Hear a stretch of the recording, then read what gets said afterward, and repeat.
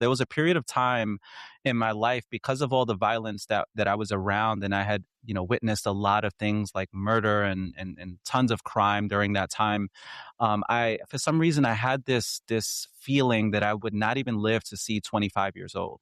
And when I finally got out of living in the ghetto and I went off to college, there was just this part of me that wanted to explore, that wanted to see the world, that wanted to just make the most of my life. And I had everything that I owned in two big military bags. And I'm just there walking with all of my possessions. And I knew in that moment, this was it. Like there was no turning back for me. It was sink or swim in that moment.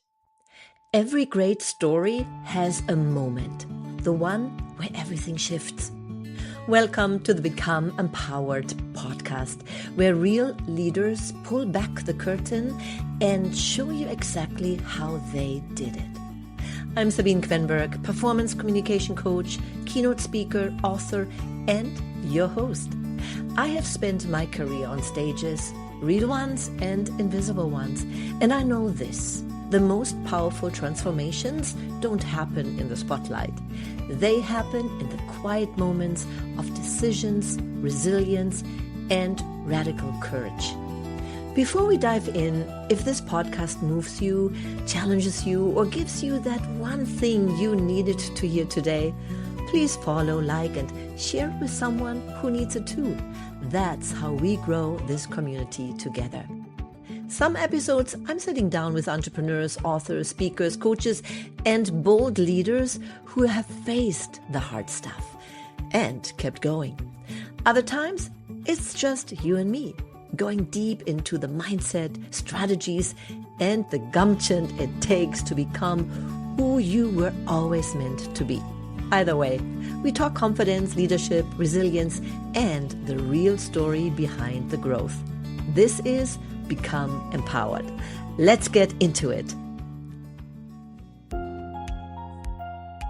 My guest today, Josh Valentine. He is an entrepreneur, life and business coach, speaker, and host of the Journey podcast. He is the founder of Dream Nation Media, where he helps individuals and brands grow through personal development, business strategy, and digital media. And I can tell you right now, you are in for a treat. And if you enjoy this episode, we appreciate if you can give us a 5-star rating and leave a review. But without any further ado, let's go into the interview. And here we are with Josh Valentine. Welcome, Josh. Thank you so much for having me. It's great being here. Well, you are a world traveler, serial entrepreneur, podcaster, YouTuber. So tell me, if you could describe yourself in 3 words, what would they be? Wow, 3 words. It's interesting you asked that question. I was just watching a movie recently, and that same exact question came up. They were asking these students, these at-risk youth, the same thing, and I actually thought about it. So, the 3 words that probably would describe me would be courageous. There's been tons of moments where I've had to be super, super courageous. I would say the second word that comes to mind is resourceful. I think as an entrepreneur, I've had to be quite resourceful over the years and just navigating through so many different aspects of life. And I would say service. Service is a big part of my life with the work that I do with coaching, consulting, and everything in between. So. I love it. Both met at the Podfest Expo. We both spoke there. We were speakers at the Yes. Podfest Expo earlier this year. And then we met up and had a conversation one-on-one in person. And that's when we decided, well, we have to have each other on each other's podcast. Yes. Because of so many things that connected us. And one of them are the world travels. Before we go into some of the things that you do, and of course, this podcast is all about we have to become the person we are meant to be, to live the life we are destined to live. And I'm sure you can share quite a bit of journey with our audience. So tell us about your world travel. How did that get started? Yeah, it's interesting. I grew up in a very difficult environment in East New York, Brooklyn, at the height of all kinds of epidemics that swept through New York City when I was a child. And one thing that I was very adamant about was just leaving the environment that I was basically growing up in. And I just had this passion to just see the world. I wanted to see the world. There was a period of time in my life because of all the violence that I was around, and I had witnessed a lot of things like murder and tons of crime during that time. I For some reason I had this feeling that I would not even live to see 25 years old. And when I finally got out of living in the ghetto and I went off to college, there was just this part of me that wanted to explore, that wanted to see the world, that wanted to just make the most of my life. So during that time, I went to a military college. I got recruited to play football at a military college, and they had a program where, in order to get licensed by the Coast Guard, you would have to sail on a training ship. And this is where I met my wife. And my wife is from the Bahamas and she went to study naval architecture. I was studying international business. And the cool thing about this college experience was we got to sail around the world and visit many, many really cool countries. I also, during that time, I did a study abroad in countries like Turkey, Greece, Romania, Poland to learn international business. And after that, I was very fortunate to, land a career as a merchant marine captain. And I retired from that career into entrepreneurship. And I was specifically in the travel industry. So it just kind of worked itself out over the years. And I think it was a manifestation of my passion for travel that I ended up attracting a business in my life that was centered around tourism and travel. So over the years, I had, traveled to all the wonders of the world, all of the inhabited continents. I did tons of humanitarian projects around the world. And till this day, I'm still in the industry and I absolutely love it. Yeah. And what we also discussed, it is so super important to Mhm. or to understand when you are traveling and seeing other cultures, you are much more open-minded and you can see that we have so many things in common as a human being. Now, you mentioned two things that I wanted to point out. Number one, your upbringing in the ghetto and even your understanding back then or the fear or the vision you might have had that time, you may not see your 25th birthday. And that is empowering to see you now and everything that Mhm. you achieved. And I hope that also would give our audience the understanding and the hope that no matter where you start, what really counts is where you end up. And you are That's such right. a beautiful example of it. Yeah, it's so true. I believe that your past doesn't necessarily have to dictate your future, and you can always turn a mess into an inspiring message. And there's always treasure in that trash. No matter what you've gone through in your life, you could extract something good out of it. And I just chose to do it by living my very best life. And even for me, like today, I have three young children, three boys. They're actually upstairs right now, homeschooling, and it's important for me to be a really good father. I didn't grow up with my biological father, and for me it was an opportunity to just really do right by them and be the very best father that I could possibly be.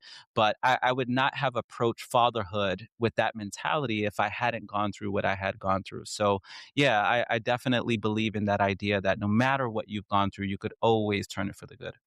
Yes. And I listened to one of your podcast episodes and the one that was titled The War Between Who You Are and Who You Are Becoming.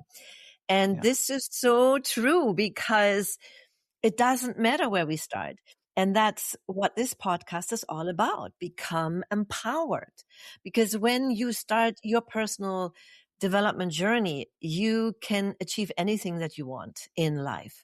And you are certainly a great example. What would you say was one of the pivotal moments in your life that you decided I want to get out of here. I want to live differently than my parents and my peers? Yeah.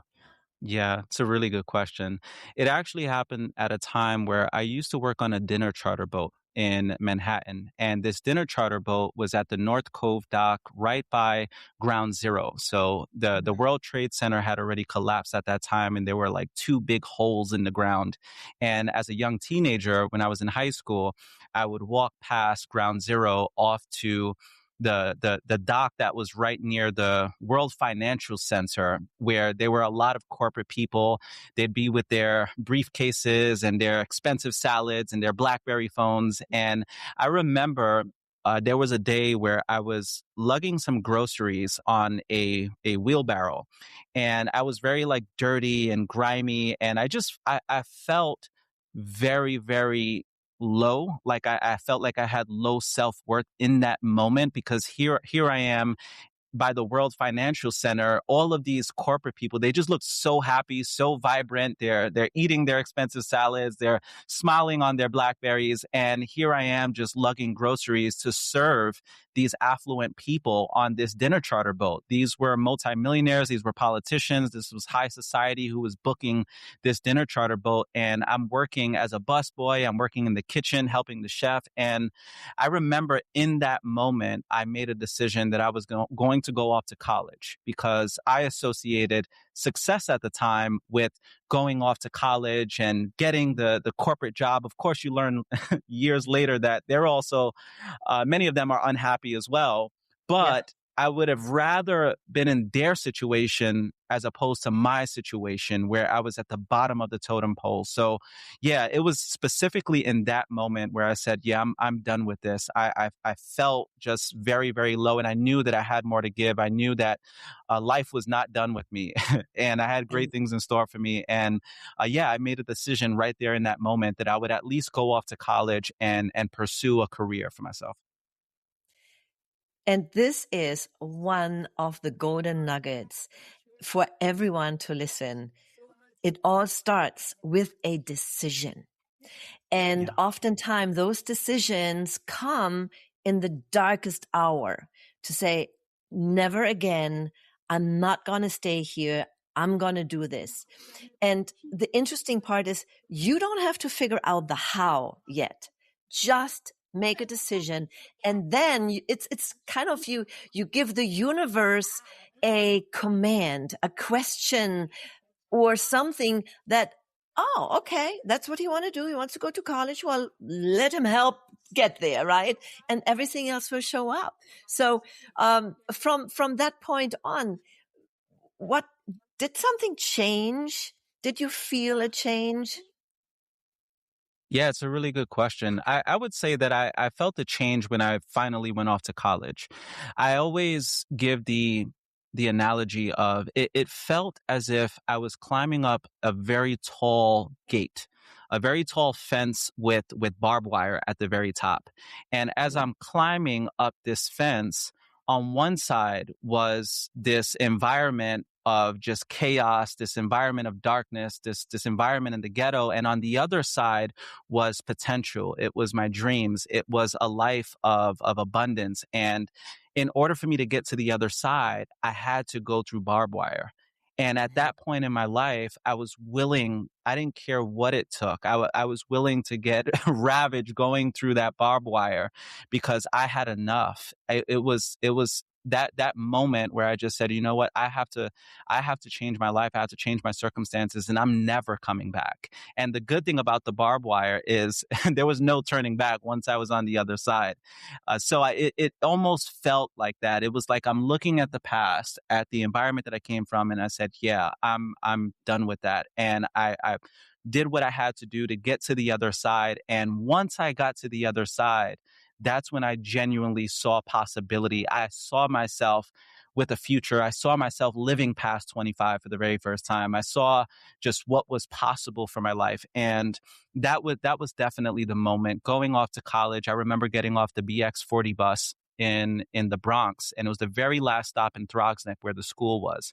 And I had everything that I owned in two big military bags. And I'm just there walking with all of my possessions. And I knew in that moment this was it. Like there was no turning back for me. It was sink or swim in that moment. And it was powerful because here I am seeing all of these parents driving their children to school.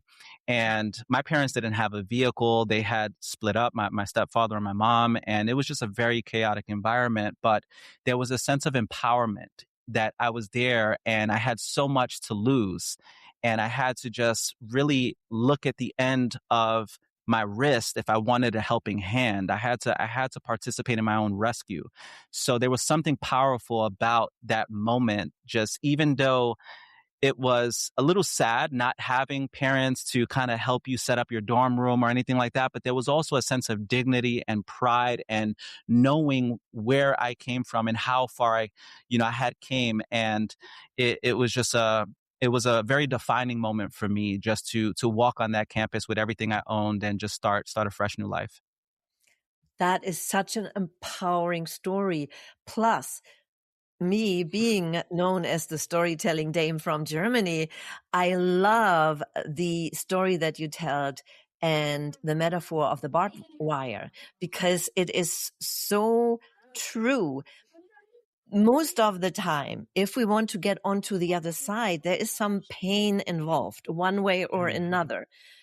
Sometimes physical pain, if you run a marathon, I was talking about that in my book, to finish that, but also mentally, everything that you want requires some kind of sacrifice or pain.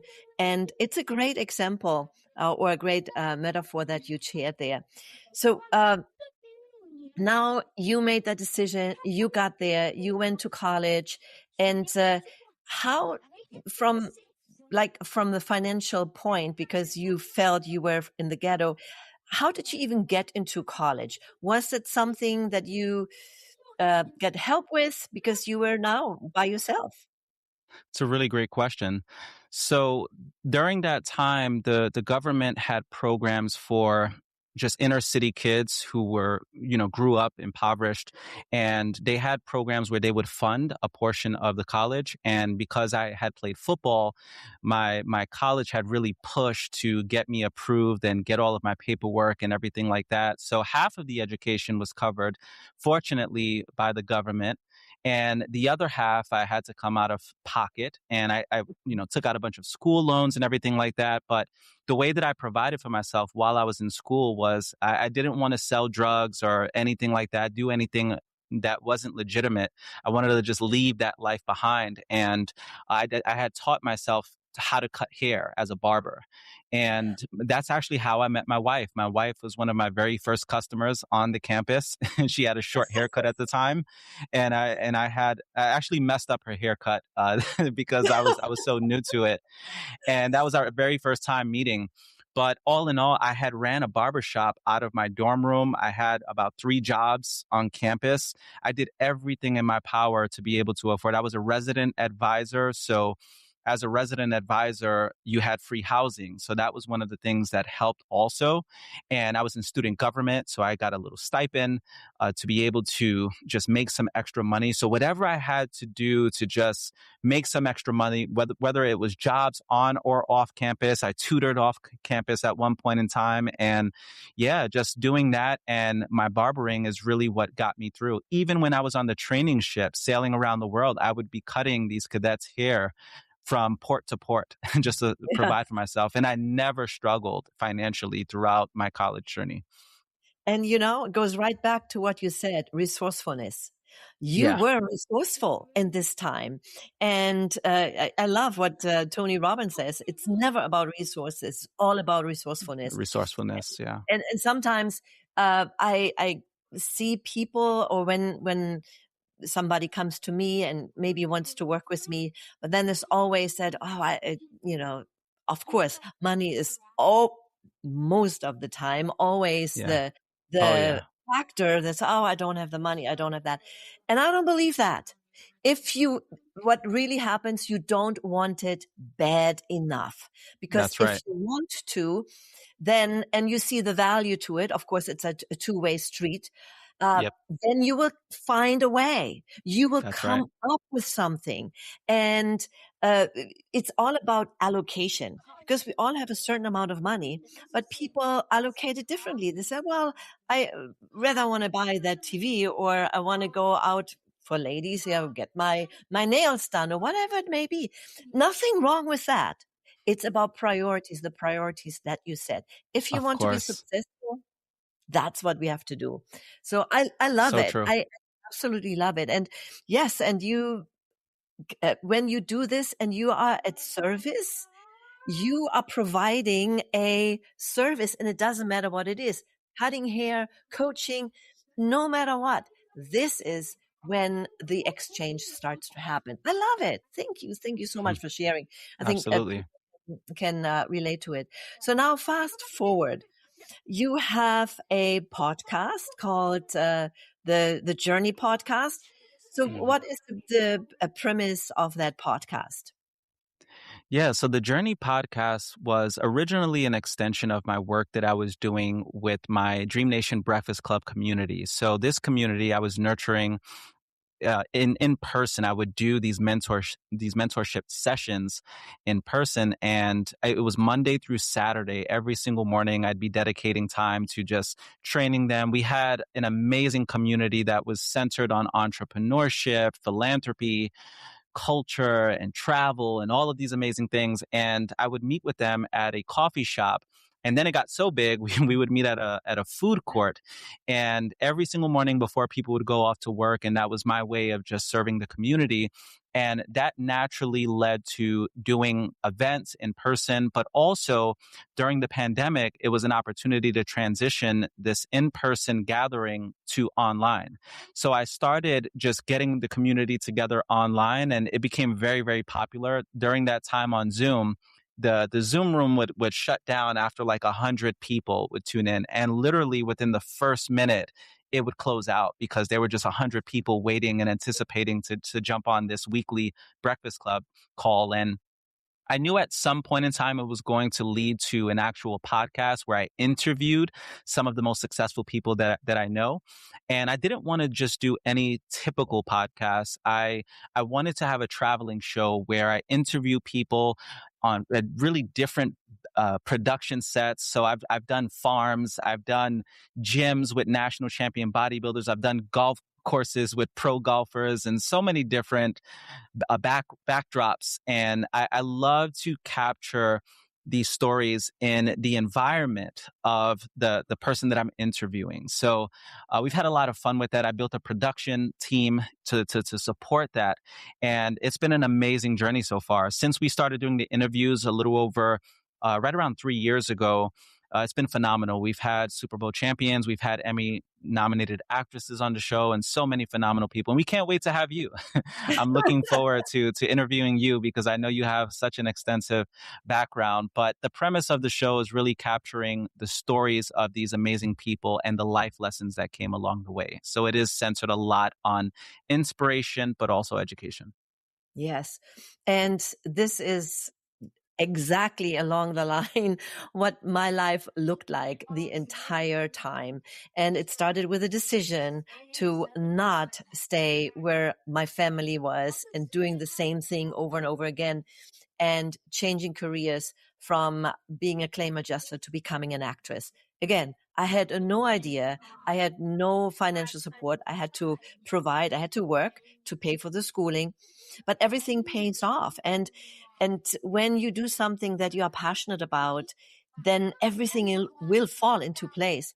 And I'll share that in my book, GUMPTION, that is being released in 3 months. And you have an advanced copy. I gave you one. Absolutely. I'm finishing up two other books, but I'm so excited to just give my time and energy to just reading yours. I know it's going to be amazing. Yes, yes. And yeah, but it's not just the stories. Of course, there are a lot of interesting stories in there.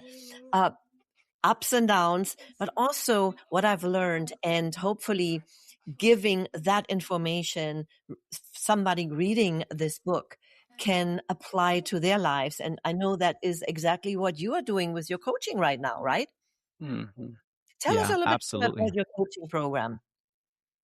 Yeah, so I have all different types of ways that I coach people. Most of the people that I coach is they're not in my city, which I reside in Tampa, and a lot of the people that I coach, just over the years, they've been in different parts of the world. So 9 out of 10 times I'm doing sessions via Zoom, and I do have clients that I work with who are business owners, local leaders and organizations locally, where I do in-house coaching and consulting, which is always fun. It's nice to change up the environment.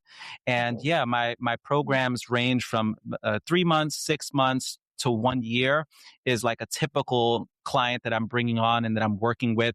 I also certify my own coaches. So I have an entire network of coaches that I've certified over the years who speak at my events. Sometimes they're servicing my clients. And when I'm working with people, really it's just seeing how I can create a holistic approach to integrating work-life harmony in their Mm. lives. So I'm a firm believer that what's the point of gaining the whole world if you lose your soul in the process? So when I'm coaching people, I'm looking at it from a holistic standpoint.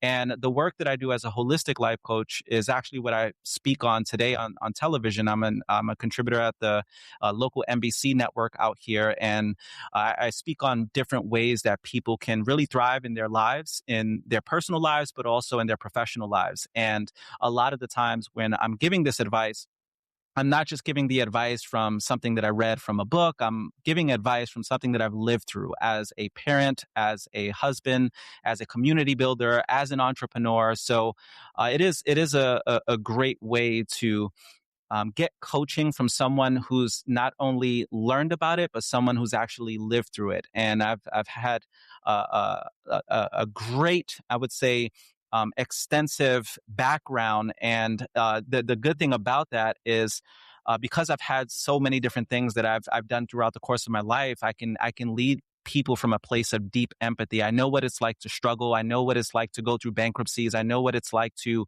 go through just, the inner me that you battle with on a consistent basis. So whenever I do coach people, I love to just go deep and speak from a place of empathy. Oh, yes. It is so needed, especially now. We had a short conversation before we started this recording, and I shared with you that as a communication coach and speaking coach, I also am very much in tune with what's happening right now with AI. Yeah. Because when you take something that is available to everybody in the world and they're all using it the same way, it is diluting your own message if you just using AI as a chat bot and just asking for for answers, right?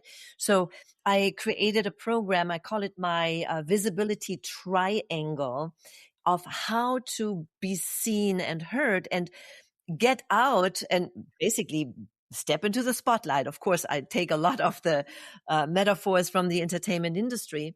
And it's so interesting.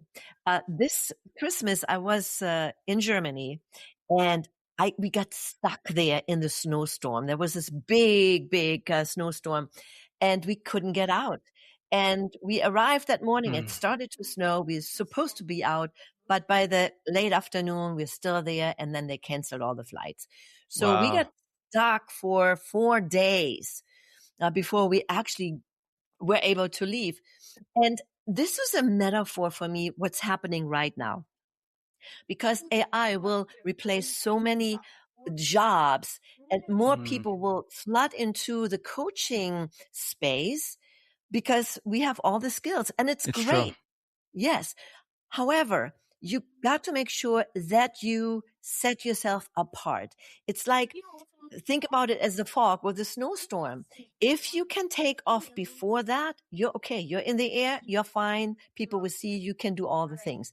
But once you get trapped there, then you have a hard time to get out. So, and this is what I'm passionate about right now, to educate my clients and the coaches and authors and speakers and entrepreneurs of the world, how you can set yourself apart with your uniqueness. And of course, using AI the proper way. Yeah, I love AI. A lot of people are fearful of it, but I genuinely believe that it's going to enhance our lives in so many ways for those who learn how to use it and apply it. And I believe in the saying that AI is not here to necessarily replace us. We'll be replaced by the people who know how to work with the AI. Yes. And it's just going to enhance every aspect of our lives. Even with a lot of my content that I structured today, a lot of my content creation and the distribution process, my business processes, everything has been really enhanced with AI. Even as a coach and consultant, there are times where I'm navigating through certain things that I need to create a strategy for, and the AI genuinely helps. So I believe in Mhm. it. I love it. And I believe that it's definitely going to help us in a major way. And it's just exciting for the world to have these new things. I was listening to Jim Rohn a video earlier today, and it just dawned on me that it's crazy how he did not even probably anticipate that AI would be a part of our lives here today as speakers and coaches, and it is a major, major enhancement. Yes, it certainly is. And everybody listening and not jumping on that train will have a hard time to catch up. And Absolutely, yeah, the thing is, as you know, changes that are happening right now, they're happening in a speed that we cannot even fathom. What just this year with all the agents that came out that you can now use, a game changer. So a year ago, everything was wide open. Now you're not too late yet, but you have to start now. that's right, that's right, absolutely. Yeah. Wow. This is such a great conversation. And I always love talking with you and hearing your insights and your stories, because stories are powerful. So if there's one thing that I may have not asked you, what would that be if you want to say anything else? Perhaps I don't know. That's a really good question. For me, I think like the biggest takeaway that I always want people to walk away with is the fact that you can do this, no matter where you come from, no matter what you've gone through. There's always a way that you can again turn that mess into an inspiring message. And I always love the coaching tool of reframing because, for example, think about everything that you've gone through. That may very well be your greatest asset. The fact that you've gone through those things, you have a story to tell, especially if you aspire to be a speaker at some point in time. People don't want to hear from people who have it all together, who've just had nothing but wins their entire lives. If you come off too perfect, in fact, people are probably not going to really resonate with you or like you Right. as a speaker. But if you are someone that has completely messed up your life, or you've gone through some very difficult situations, that is a gift. And you have to understand this, like, are you more valuable or less valuable because of what you've gone through? What you've gone through actually makes you more valuable in the marketplace. So I just want to leave the audience with just knowing that, again, no matter what you've gone through, you could always turn it around in your favor and really pay it forward to the world in a major way. And the biggest thing also is just, we have to care for our planet. I'm a huge humanitarian. Like I love to just talk about the urgency of what's happening in the world, especially when it comes to our planet. And I think that we have to raise more consciousness around taking care of our planet, because what's the point of having a successful career or building businesses or companies or organizations if we don't even have a planet to live on? So, get more involved in different ways that you can be a blessing to this planet, whatever that looks like, whether it's through your voice, your resources, activism. And I believe that if we all rally behind that, as well as our own personal missions, we can create a beautiful world together. That was a beautiful ending. Thank you, Josh. Thank you for being here, sharing your insights and your experiences in life and giving us all these wonderful, wonderful tips. And thank you and the best to you. And we're going to talk soon. Absolutely. Thank you so much for having me. That was my interview. And if you enjoyed it, give us a 5-star review, leave a comment, and share it with your friends. Thanks for listening. Until I see you again, always remember, serve from the heart. follow your passion, and live the life you imagine.